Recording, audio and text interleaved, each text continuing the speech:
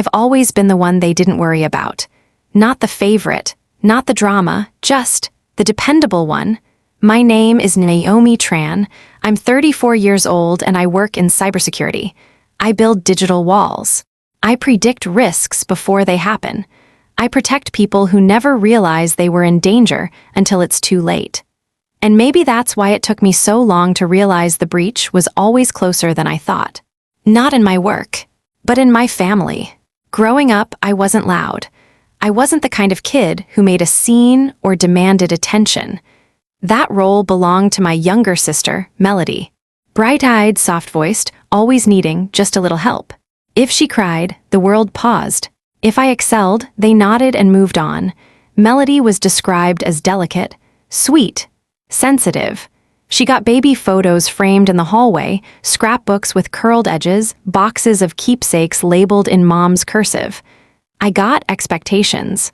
And a silent, invisible job description. Be the one who doesn't make it harder. I was the one who gave up the last cupcake. The one who skipped the field trip when Melody got sick. The one who stayed home to babysit while everyone else took her to ballet recitals. They said I was so responsible. Low maintenance. Mature beyond your years. But what they meant was, you don't need anything from us, so we don't have to give you anything. And I believed them. Because when you grow up in a house that only reacts to emergencies, you learn to stay quiet so they don't look at you like a problem. It wasn't abusive. Not in the way people expect. There were no bruises, just missed birthdays, just forgotten promises, just silence. And silence is a funny thing. It doesn't scream, it erodes. Bit by bit, I disappeared inside a role I never chose. The strong one, the fixer, the background daughter. And I told myself it meant I was loved differently. That I didn't need the spotlight because I was building something bigger. A career. Independence. Control. But even control can be a cage. Then came Darren. Calm, steady Darren, with his quiet questions and the kind of presence that didn't rush to fill silences, but listened to them. He didn't fall in love with the mask. He fell in love with me. The version of me even I had forgotten was still there. When he proposed, he didn't just ask for a future. He gave me something I hadn't felt in decades, a place to be seen. And for a while, I let myself believe. Maybe now. Finally, I wouldn't have to earn love by disappearing anymore. The first time I gave something up for Melody, I was 6. It was my birthday. There were cupcakes with pink frosting and sugar sprinkles, one for every guest. Except someone miscounted, and now there was one left. Melody hadn't had hers yet, because she was too busy throwing a fit over the color of the balloons. I had already eaten mine, but that didn't matter. Mom looked at me and said, "You're the big sister, let her have it, you know how she gets." So I gave it up. No tears, no fuss, just gave, and that became the pattern. My needs were negotiable. Hers were urgent. If she was scared of the dark, I gave up my nightlight. If she wanted to ride in the front seat, I moved to the back. If she broke something, I took the blame, because I could handle it. By 10, I was the one who packed our lunches. By 12, I was helping Mom with taxes and Dad with receipts. By 14, I was ironing both our school uniforms while Melody scrolled on her phone, saying steam made her dizzy. Every time she fell apart, they turned to me. "Naomi, help her. Naomi, don't argue. Naomi, please be patient." And they called me the strong one, the quiet one, the dependable daughter. But what they meant was, you're not allowed to need anything. You're here to keep things together. And when I did try to speak up, when I asked for piano lessons, a science kit, even a summer camp scholarship, there was always a reason why not. Too expensive. Too far. Melody already has something that weekend. So I stopped asking. I remember my 16th birthday. All I wanted was a second-hand laptop to help with my AP classes. I researched deals, showed them prices, even offered to cover part of it with babysitting money. They said no. "We'll do a family dinner instead." That dinner was at a chain restaurant with slow service and a broken air conditioner. They forgot to bring out the cake. Melody got a new iPhone 6 weeks later. Just because. I didn't throw a fit, I never did. I swallowed the silence and I moved on. By 18, I was managing Melody's college applications while working part-time and studying for finals. She called it overachieving. My parents called it maturity. No one called it what it really was, survival. The truth is, I didn't mind doing things on my own, but I did mind being forgotten, because the more I gave, the less they noticed. And the less they noticed, the more they expected.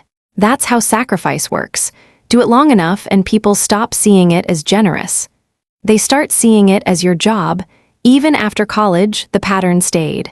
Melody lost her job after 2 weeks. I helped her find another one. Dad needed help with his early retirement paperwork. I reviewed every page. When Mom's car battery died on the freeway, I left a meeting to help her. But when I got promoted, they forgot to call, and yet I kept showing up. Because some part of me, some tired, loyal, hopeful part, believed that if I just gave enough, they'd finally say it, "Naomi, we're proud of you." They never did, but it wasn't until my wedding that I realized. They weren't just used to me giving. They felt entitled to it, even if it was my day, even if it wasn't theirs to take, even if it was the one thing I hadn't offered. By the time I turned 25, I had mastered the art of being unbothered. At least that's what it looked like from the outside.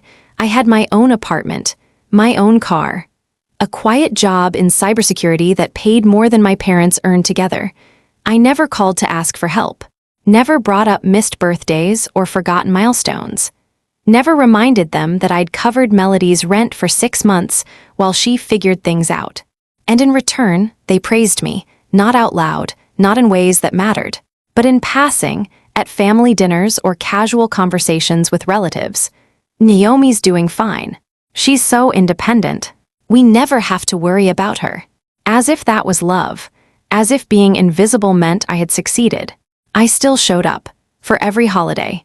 Every birthday party Melody planned last minute and expected me to attend. Every time my parents needed tech support, legal advice, or help with their online banking. And every time I walked into their house, I walked back into the same role I'd played since I was a child. The one who held her breath so everyone else could breathe easier. When Darren came into my life, something shifted. He wasn't flashy.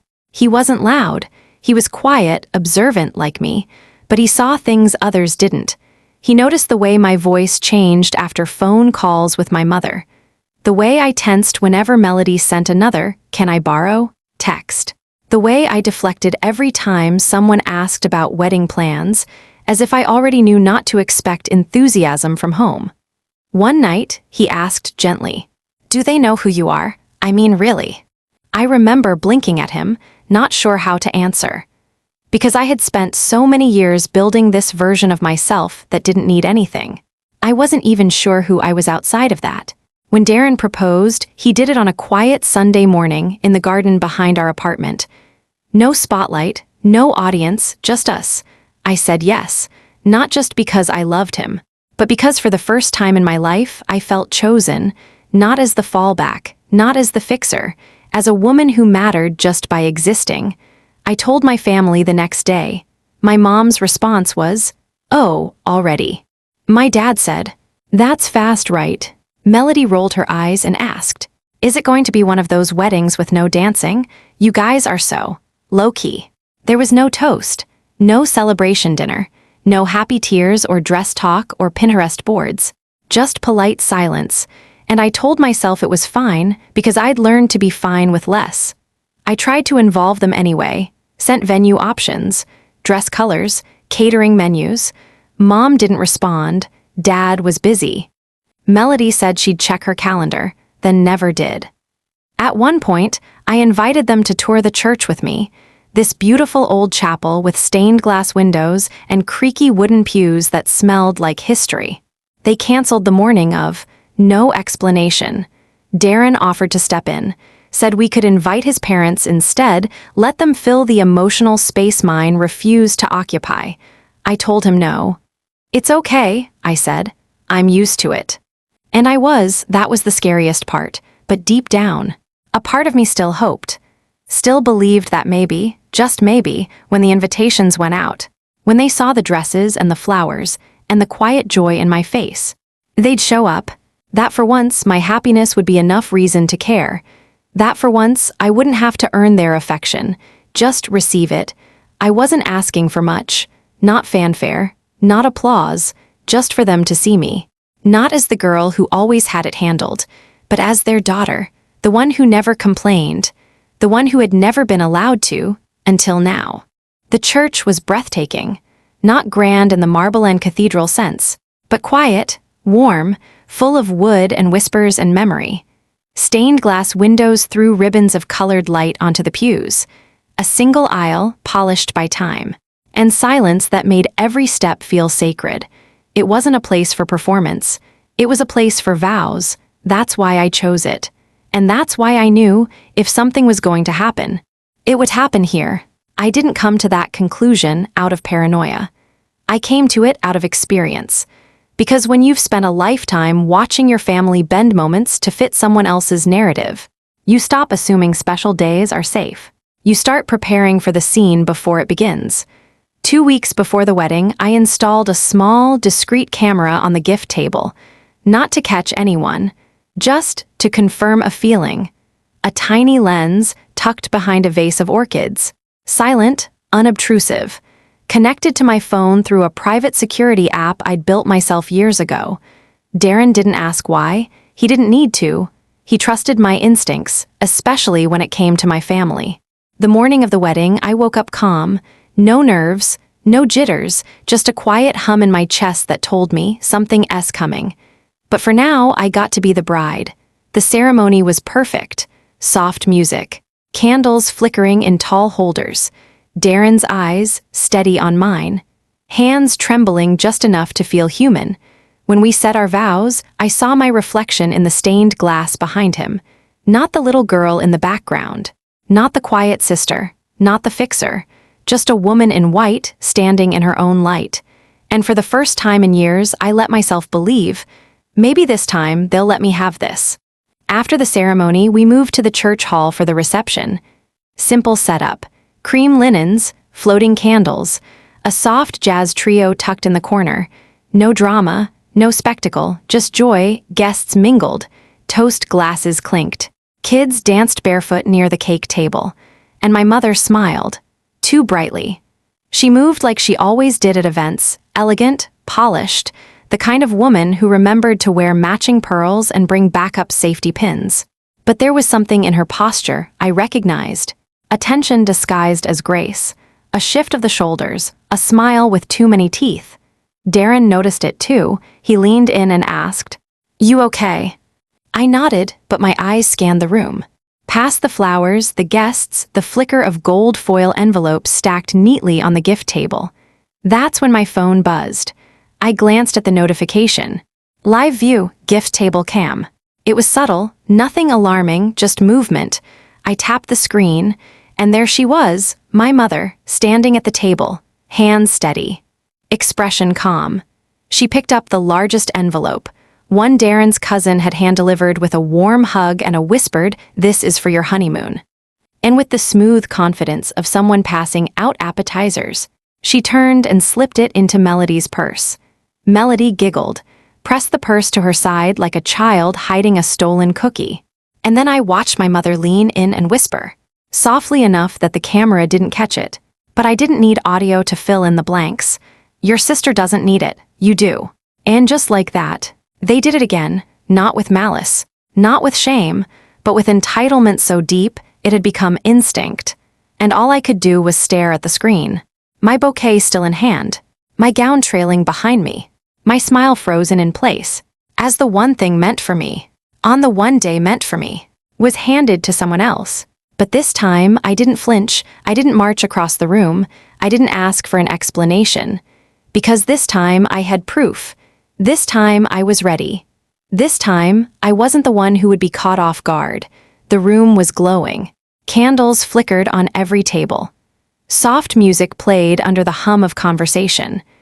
Guests laughed, lifted glasses, leaned into each other with the kind of warmth that makes you think nothing could ever go wrong. I stood at the edge of it all, a newly married woman in a fitted ivory gown, watching the people who raised me steal from me with clean hands and easy smiles. And I made a decision. not a dramatic one. Not the kind where you flip a table or cry in the hallway, but the kind that changes everything. The kind that's so quiet, no one notices until it's far too late. Darren found me a few minutes later, holding 2 glasses of champagne. He studied my face, calm, unreadable, and asked, "Was it the envelope?" I nodded once. He didn't ask what I planned to do. He just handed me the glass, touched my elbow gently, and said, "Tell me when." Not if, when, because he knew, he had always known, and that was the difference. We returned to the reception just in time for the toasts. My father cleared his throat and stood. The same man who once asked me to let Melody speak first every Christmas growing up. The same man who told me I was too intense when I got a full scholarship but forgot to act surprised. He lifted his glass and said, "To Naomi and Darren, may your life be as calm and logical as Naomi's always been. You'll never go wrong if you plan ahead." There was polite laughter, a few claps. I smiled, because he didn't know how true those words were. Melody gave her toast next, unasked, uninvited, but unbothered. She wobbled slightly in her heels, swirled wine in her glass, and started with, "I don't usually give speeches, but..." Red flag. Always the prelude to chaos. She talked about growing up together, called me the serious one, said Darren must have a thing for spreadsheets, then ended with a joke about how she was still figuring life out, but at least Mom gave me a head start today. A few people laughed. They didn't know what she meant, but I did.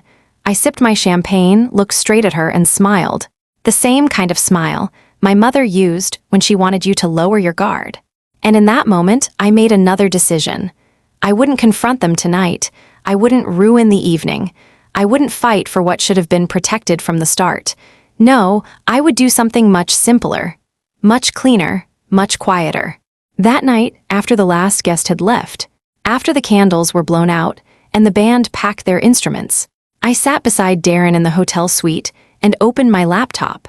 While he unpinned my hair, I logged into the private wedding portal I had set up months before, a digital vault. Secure, traceable, time-stamped.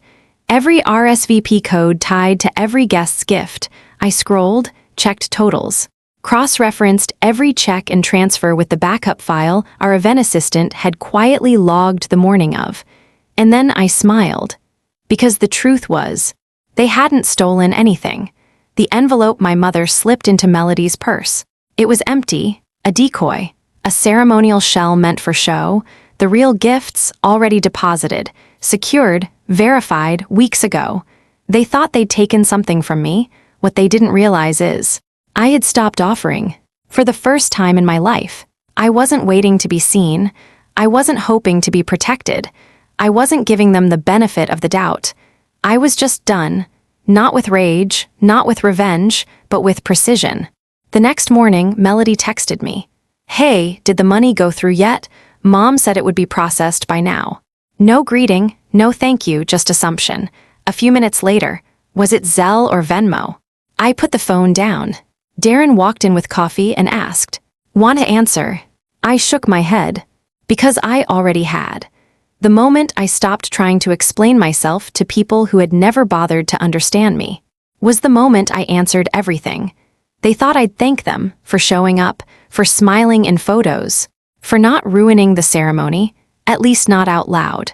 They thought the envelope they handed off like a favor would be forgotten in the flood of wedding memories. They thought I wouldn't notice, or if I did, I wouldn't say anything. Because I never had before. They expected gratitude. What they got was proof. 2 days after the wedding, I sat down at my desk, still in our honeymoon suite, sunlight warming the windows, a quiet morning settling around us like peace. Darren was still asleep. I had coffee in hand, and my laptop open. The camera footage was already clipped. I didn't add music, didn't add captions, didn't even trim the silence at the start. Just a clean, 27-second clip. My mother reaching across the table, lifting an envelope addressed to me and Darren, turning without hesitation and slipping it into Melody's purse, whispering something with a practiced smile. Melody nodding, accepting, not even pretending to decline. No context, no anger, just the truth. I attached it to an email. Subject line, for clarity. Recipients, my mother, my father, Melody. And every aunt, uncle, and cousin who had ever asked why I seemed so distant lately. No commentary, no passive aggression, just the video file and one sentence beneath, "This is why I stopped showing up." And then I hit send. No one responded that day, but I watched the read receipts come in. One by one.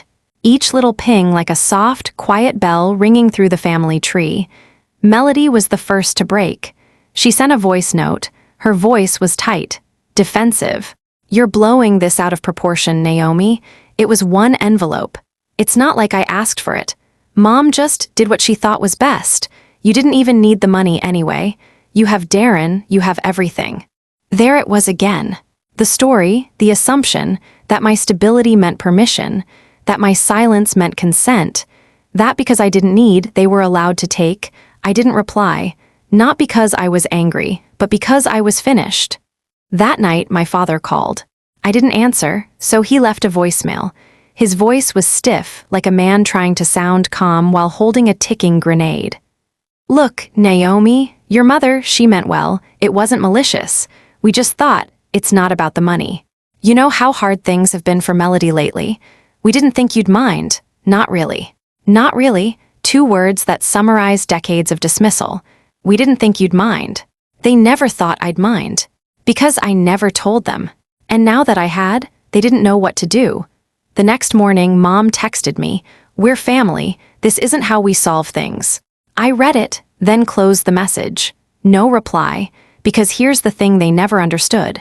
I didn't send the video to start a fight. I sent it to end the pattern. And in that silence, in the echo of their confusion, their defensiveness, their desperate reshuffling of a narrative that no longer fit, I felt something shift inside me. Not victory, not triumph, just freedom. The kind that only comes when you finally realize you don't owe anyone the performance of forgiveness, especially not the ones who never asked permission before taking from you. Let them sit with it. Let them wonder how long the camera was there. Let them whisper about how Naomi changed and how this feels so unlike her. Because they're right, this version of me, she doesn't beg to be seen. She doesn't hand over what's hers to keep the peace. She doesn't translate betrayal into family duty.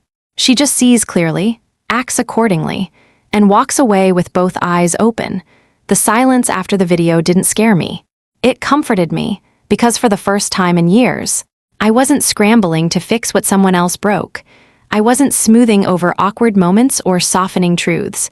I wasn't apologizing for being hurt. I was just still. Clear. Untangled. I didn't make a grand announcement. No dramatic goodbye. No long message about boundaries or healing journeys. I didn't need closure, because what I wanted wasn't a reaction, it was relief, and I got it. That morning, I opened my phone and started cleaning. I deleted the family group chat, the one I was always expected to manage, even though no one replied to my messages unless they needed something. I removed the calendar reminder that popped up every Sunday morning. Call Mom. I turned off notifications from Melody's social accounts, because every post felt like a performance of a life she expected others to fund. And then, finally, I opened my shared birthday list, a spreadsheet I'd created years ago, color-coded, complete with gift ideas and shipping preferences. I deleted it, not out of spite, but because I was no longer the organizer of a family that didn't organize around me. Darren found me on the balcony, phone in hand, air cool on my skin. He didn't ask what I was doing. He already knew. He handed me a mug of tea, kissed my forehead, and said, "You look lighter." And I was, because for the first time in decades, I wasn't trying to be the bigger person. I wasn't working overtime to hold together what didn't hold me. I wasn't offering explanations to people who never asked questions out of care, only out of convenience. Let them wonder. Let them call me cold. Let them say, she always thought she was better. Let them mourn the version of me who stayed quiet, gave in, smoothed it over. That version of me, she's gone, and she's not coming back. No more apologies for walking away. No more explanations for why I didn't reply. No more guilt for not attending one more birthday, one more brunch, One more family call filled with subtext and performance. I don't owe them discomfort just because I can tolerate it better than they can. We moved 3 weeks later. Not far, just far enough. Far enough that no one could drop by just to check in. Far enough that we were in the neighborhood would no longer be a casual threat. We didn't tell anyone. No announcement. No postcard. Just a change of address filed with the people who mattered. People who didn't see my boundaries as an inconvenience, but as evidence of self-respect. One evening, as we unpacked the last of the boxes, Darren held up a framed photo. It was us on the church steps. Laughing, just before the reception, before the camera, before the smile too bright. We placed it on the mantle, no family in the background, no sister's hand on my shoulder, no parental figures shadowing the edges. Just us.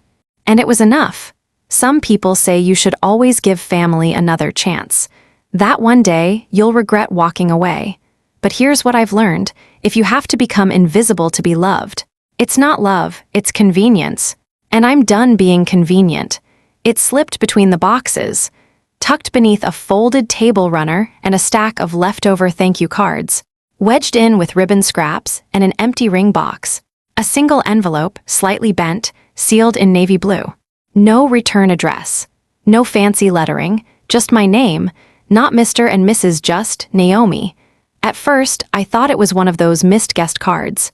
Maybe from someone elderly who didn't understand the online portal. Maybe a distant relative who'd left quietly during the toast. I almost tossed it. Almost. But something about the handwriting, small, neat, intentional, made me pause.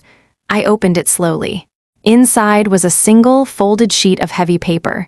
Thick, soft, the kind they don't sell in bulk packs. There was no gift card, no cash, just a handwritten note. Some people give money, others give meaning. I saw you today, not the dress. Not the planning, not the performance, you. The way you held your silence. The way you looked at your family and still smiled. The way you didn't flinch when the spotlight was stolen. That's not weakness. That's power most people will never understand. Congratulations on your marriage, and on finally choosing yourself. And that was it, no signature, no clue, just a single initial and the feeling that somehow, someone had been watching, not judging, not pitying, not trying to correct the narrative, just witnessing it, witnessing me. I read the note 3 times. Once as Naomi, the woman still folding linens and putting the wedding behind her. Once as the child who had always wondered if anyone truly saw her. And once as someone entirely new. Someone who had stopped asking to be seen. And started living as if she already was. I tucked the letter into my nightstand. Not because I needed the validation, but because I knew what it meant. It was the only gift I kept from that day, not because it was worth anything, but because it was the only thing that felt like it was truly, unconditionally mine. Let them keep the drama, let them keep the silence. Let them rewrite the story however they need to sleep at night. I have my own version, and it ends not with bitterness, not even with grief, but with a card no one saw me open. A name only I can claim, and a life that finally feels like mine. We didn't move far, but far enough. Far enough that no one could drop by. Far enough that we were just in the neighborhood became irrelevant. Far enough that, if someone wanted to find us, they'd have to mean it. The apartment was smaller, simpler, high ceilings, lots of light. A little balcony that overlooked nothing important, and somehow that felt perfect. We didn't post about it. No stories, no housewarming invitations. Just a soft fade out from the parts of life that used to drain me. The movers came early on a Wednesday. Darren handled the paperwork. I unpacked in silence, room by room. There wasn't much to bring, just the essentials. A few wedding gifts, and one antique cabinet that used to belong to my grandmother. The only person in my family who ever looked me in the eye and said, "You don't owe them anything, baby. You've already paid enough." I took her advice. 12 years too late, but just in time, I left no forwarding address. Just a simple note taped to the building concierge's desk, no visitors, no deliveries, return to sender. Not because I wanted to be unreachable, but because I was done being reached by people who only knocked when they needed something. The day after we moved, my phone rang once. Mom, I didn't pick up. I didn't send it to voicemail. I just let it ring. Then I blocked the number. Not with anger, but with clarity. Because I knew exactly what that call would have been, a careful blend of guilt and self-preservation, a performance of concern, not an apology. And I didn't have room for performances anymore. Darren lit a candle that night. We sat on the balcony, feet bare, music soft. No chaos, no buzzing phones, just peace. And the quiet hum of a life we built with both hands and clear eyes. He looked over and said, "Feels like we're finally home." And I nodded, not because the space was perfect, but because for the first time, I was living in a place where I wasn't waiting to be chosen. I didn't miss them. I missed the version of myself I used to become around them.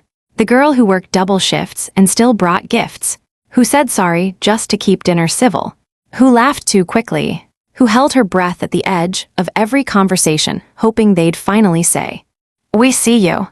But that girl, she didn't make it to the new address, and I don't think I'll be forwarding her mail.